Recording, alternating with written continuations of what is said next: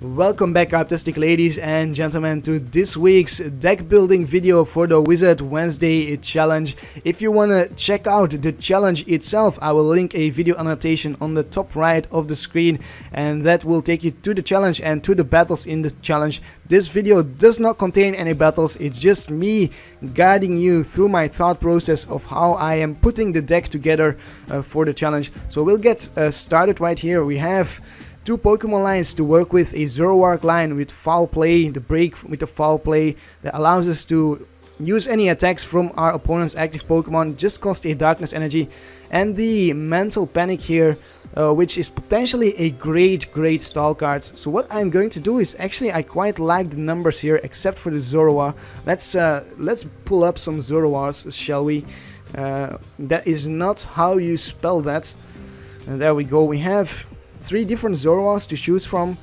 One with 60 HP, no, two with 60 HP and one with 50 HP. Let's look at the one with 50 first. A Scratch hits for 10, and then Nasty Plot. We can search our deck for a card, put it into our hand, shuffle our deck afterward. Okay, which one are we currently using? Moonless Madness. Your opponent's active Pokemon is now confused. I like that more than the Scratch, because this can potentially block an attack from our opponent if he hits himself in confusion. Dark Edge, discard an energy attached to this Pokemon. that is not a very good attack, so we'll most likely not be using that ever. And the one from this one does exactly the same with the Dark Edge, but has the whiny voice. Choose a random card from your opponent's hand. Your opponent reveals that card and shuffles it into his or her deck. Interesting. Both have one retreat cost, so I'm going to actually include one of the break points. Is that breakpoint? No, that's breakthrough set, and I will keep three of the breakthrough set as well. Look at that, there's two different types in a breakthrough set. Why do we have, is this a reverse holo? I guess it is. Let's see. Oh, I don't have an extra one from the non-reverse holo, so we will stick to the reverse holo one. Usually I try not to mix them up, because it just looks a little bit nicer, because now you have two Zoroarks and otherwise it would just be one card. So we are going to have a, actually we don't really need 4 Zoroarks. Probably we won't really need 4 Zoroarks. So we might actually cut down this line to a 4-3-2 line in the end, depending on how many spots we have left in our deck. For now I will keep the very thick line. I'm also going to keep a 2-2 line of Inkay and Malamar. I don't think we need more than that in this deck. 2-2 line is, I think, perfect. We are only going to use the Malamar to try and stall if we are in a tough spot. Try to use the mental panic and hopefully our opponent flips tails. There's no point attaching a trick coin to this Malamar from our trainers, since trick coin only works on our attack. If we read the card, once during your turn, after you flip any coins for an attack of the Pokemon this card is attached to, you may ignore all effects of those coin flips and flip again. Since my opponent is flipping the coin, the trick coin doesn't really work on it, so that's why trick coin is not useful. What I am going to include most likely is some float stones and some muscle bands for our Zoroarks. So let's get some float stones. 2 copies of the float stone. Let's start with that, just so we can retreat our Pokemon, since we do have a 2 retreat cost for both of our Pokemon. And I think I'm going to keep it a pure Zoroark Malamar deck. I'm not going to include any other Pokemon. We are already up to 15. I'm only going to include Shaymin for draw support. I think that is sufficient. We are up to 17 Pokemon. If we thin out the line a bit, down to 15, and I think that should be sufficient here. So 2 muscle bands as well. Let's start off with 2. We can always put in more if we have some more open spaces at the end of the deck building here. Then let's have a look at the original cards. We are for sure going to lower the count of the Pokeball 2, 1 or 2. Let's keep it at 2 for now. We'll lower the count of the Lysandres to 2. I definitely want to keep in 2 in this deck, since I've got a feeling this is going to be very useful in combination with our foul play. Then we can Lysandre out the Pokemon which attacks we want to use. For example, if our opponent promotes Shaymin, we could only do a Sky Return with the foul play, and that would force us to put Zoroark BREAK back into our hands, and so we have to start evolving it all over again. In those cases, we definitely want a Lysandre to Lysandre out, something more useful for us to use with the foul play. We'll keep 2 Shaunas for now. I'm not too big of a fan of Shauna, but it was in the original list, so we have to keep it here. I'm for sure going to include some Sycamores. Some nice reverse hollow Sycamores, 4 copies of Sycamore. Let's start with that. Let's also include the basics for basically any deck. 4 VS Seekers, reverse hollow as well, and then Ultra Balls. Let's go with Ultra Balls as well. I think we shall put in 4 for now, but I might lower the count to 3 or maybe even lower. We'll have to see. And we are going to put in level balls just for now as well, because we do have a fair amount of below 90 HP Pokemon. We've got 4 Zoroarks to get out, 2 Inkays, and then the Malamar. Oh, the Malamar is 100 hit points, so maybe not 10. Let's scrap the level balls and let's replace them with Pokeballs, since that is what the deck wizard gave us. So actually that works out. I think that could be pretty nice there. And then let's look at our energies first as well, because we have a ton of energy. We need very few energy actually. We need some DCEs to work with the Mind Jack for sure. Some DCEs, and for the Sky Return as well. They could also work on the Malamar. So let's include 2 or 3 DCEs, but let's start with the higher amount. We can always reduce them later on. 3 DCEs, and then maybe 6 Darkness energy. That's 9 energy total. That's a pretty nice amount. I think we can go less, since we have such a low requirement of energy for our attacks. So again, we will just see at the end here how tight we are on open spaces in our deck list. What else is there to include? You have Ace Trainer, could potentially come in handy, because we start off with Zorua or either Inkay. Both are very easily knocked out. Ace Trainer could definitely help out there. Acrobike is a card that you can put in a deck if you have some open spots, so we are not going to do that for now. We've got an Assault Vest, and that is not really useful. AZ, not really useful either, since we are playing evolution cards. Battle Compressor, let's include 1 copy for now, because it's a very consistent card, and a Brigette as well. Maybe the reverse hollow one, since I do have it. Let's include a reverse hollow Brigette. Bursting Balloon, that is actually...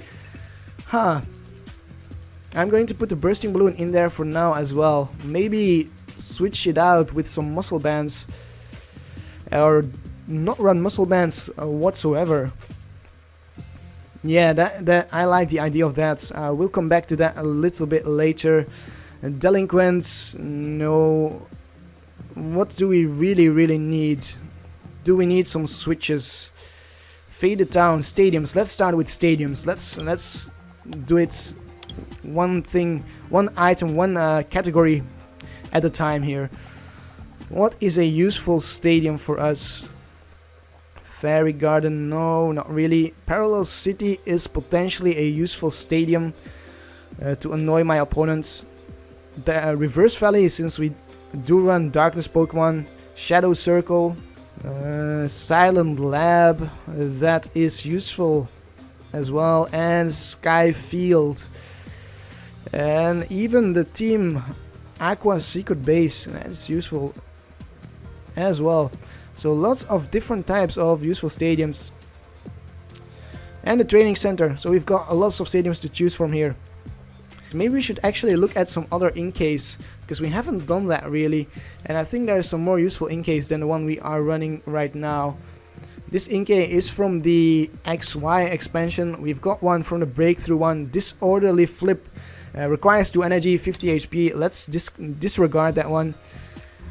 Ancient Origins, Ink Spit. If the defending Pokemon tries to attack during your opponent's turn, your opponent flips a coin. Oh my goodness, look at the synergy here. Wow. Let's put in that Inkay straight away. That is the same attack as the Malamar. It just doesn't hit for... oh, it does hit for damage. For 10 damage. And the Malamar hits for 30. Wow. Yeah, I think we found our ideal Inkay here. We've also got this one with 60 HP. Once during your turn, if this Pokemon is confused, we may search our deck for a Malamar. Because Malamar evolves from Inkay and has got the Confusion Wave, which confuses both active Pokemon. So there's a synergy between the attack and the ability. And now... It does have 60 hit points, but I think we are going to stick to this Inkay. We don't really need to search out our Malamar if we already got the Ink Spit to do the same just for 20 less damage. So we can actually wait out a little bit and just go for our Ink Spit while we look for the Malamar to increase our damage output. That is actually, wow, I was not expecting that at all. That is actually a really interesting combination right there, the Inkay with the Malamar. So we are going to stick with that, and then we've got Shadow Circle. Each Pokemon that has any Darkness Energy attached to it has no weakness.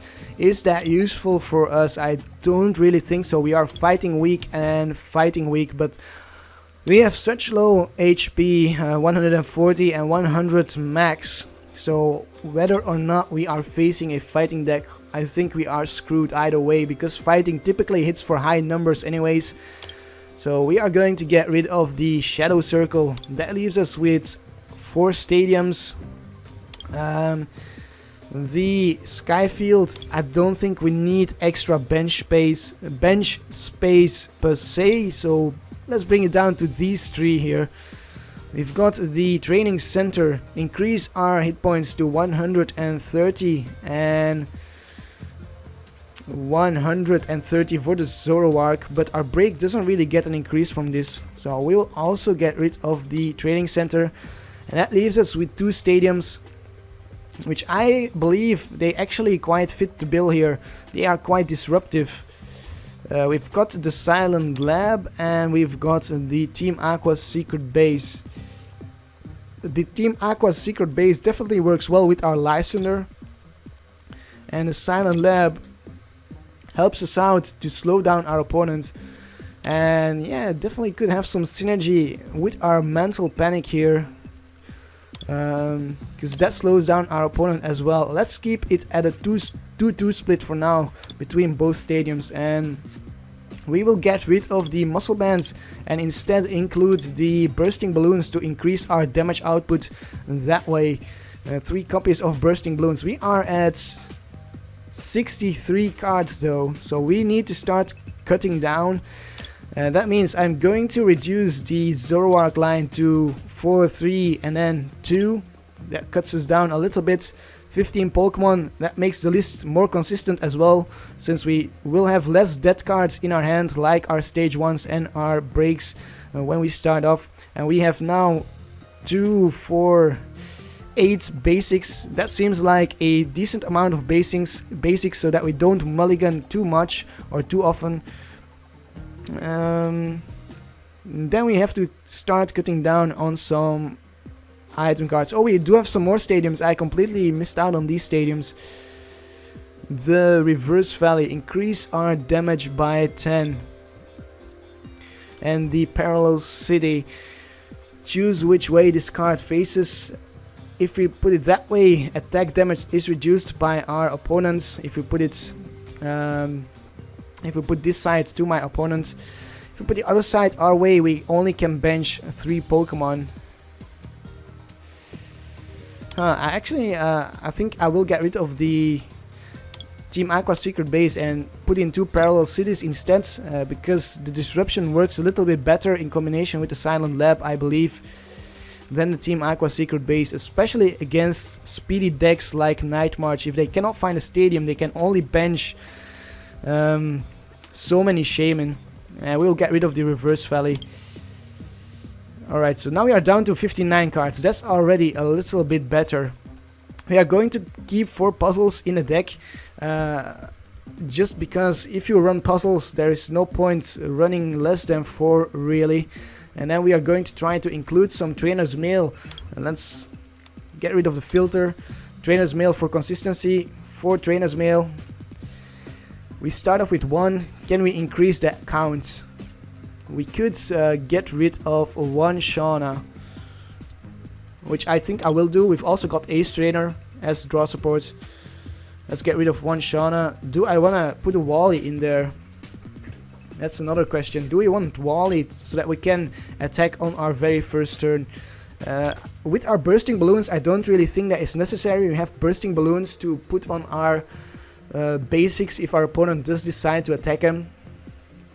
So we are going to stick to Bursting Balloons and not include any Wallies.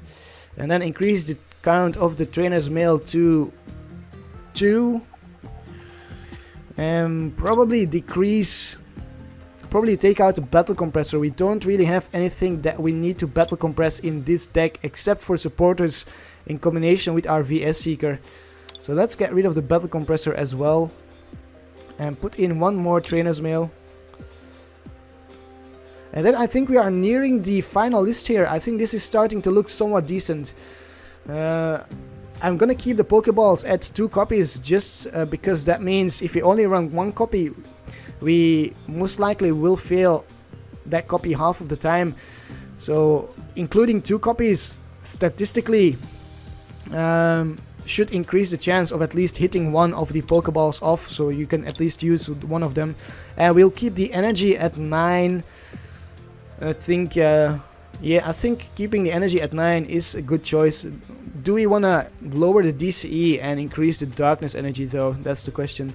I don't think so. The only Pokemon that requires darkness energy is the Break. All our other Pokemon can work with colorless energy except for the Inkay, which also requires the darkness energy for the Ink Spit. Well, that actually makes me doubt here. Do I maybe want to go to a 7-2 split? No, I still don't want to do that because our Zoroark is a very important attacker. The Mind Jack is going to be very important for us. And now that I think about it, the Parallel City doesn't work very well with the Mind Jack actually. So let's get rid of the Parallel City and let's instead include another stadium. Yeah, it doesn't really work well. Do we maybe want to include the Reverse Valley? We are hitting for uneven numbers with the Mind Jack, so always 30, no wait, we are not 30, then 60, that's 70, 30 and 10, that's 40. 5 times 30 plus 10, that's 160. So if my opponent has 5 benched Pokemon, then we are hitting for 160. And then the Reverse Valley can come in handy. If we have the Reverse Valley in play, we can hit for 170. So I'm going to include the Reverse Valley. And then we can hit for nice numbers for knockouts on EXs. And that is going to be the final list. Look at that, 3 rows. Nice and neat here.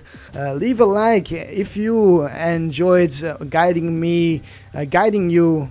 Wait, if you, let me think about that one. If you enjoyed me guiding you through my thought process, yeah, that's it. Thumbs up for me right there. That was not easy to say, my goodness. And subscribe to my channel for more challenges, for more competitive and fun ideas. I think I say it enough. I think I say it in every video basically, but it's important to remind you to leave that like, I think, since I do put a lot of time in these videos. I think you would be surprised how much time there goes in them behind the scenes, because it's not just one take, you know, it usually takes definitely more than one take to get something together. And I'm not the best at talking fluently, so often I have to re-record. But anyways, I am rambling here. I do really hope you kind of enjoy this. I'm still not sure if I want to continue this sides video, this deck building video with the Wizard Wednesday challenge. It's only if people have some interest in it that I will continue it. because otherwise I don't think there is a point to it. And I am rambling once again, so I'm gonna cut it here. I hope you have a carptastic day, and I will see you next time. I tricked you. I'm back. I want to make one quick final remark. I'm going to include one more card. I realized later on that I forgot to include the Super Rod, which is really needed here to shuffle back some Pokemon in the deck, and I am cutting out a Reverse Valley to include the Super Rod. Since we do have Skyla in the deck, that is not Skyla. We have Skyla in the deck to search out our stadiums. So there it is, there's a Super Rod to shuffle back our Pokemon. That is definitely it now. See you in the next video. Karp, Karp, Karp, Karp, Karp, Karp, Karp, Karp, Karp, Karp, Karp, Karp, Karp, Karp, Karp, Karp.